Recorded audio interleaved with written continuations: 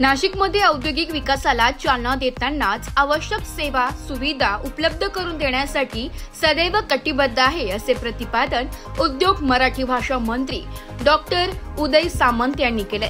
Nima house येथे भेटी दरम्यान आयोजित बैठकीत ते बोलत होते।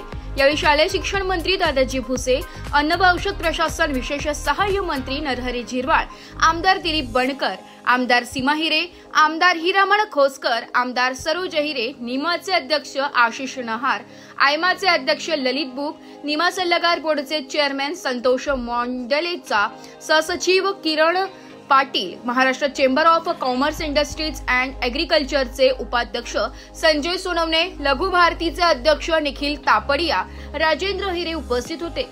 या बैठकीत उद्योग मंत्री डॉक्टर सामंत यांनी उपस्थित अधिकारी, उद्योजक व प्रतिनिधी यांच्याशी संवाद साधत त्यांच्या समस्या जाणून घेतल्या। ड्रायपोर्टचा प्रश्न केंद्र सरकारच्या अखत्यारीतला असून या संदर्भात केंद्रीय मंत्री नितीन गडकरी यांच्यासोबत चर्चा करून याबाबत निर्णय घेण्यात येईल। नाशिकमध्ये डिफेन्स हब व इलेक्ट्रिकल क्लस्टर होण्याच्या दृष्टीनेही प्रयत्न सुरू असल्याचं उद्योग मंत्री डॉक्टर सामंत यांनी सांगितले। ब्युरो रिपोर्ट, नाशिक लोकशाही न्यूज, नाशिक।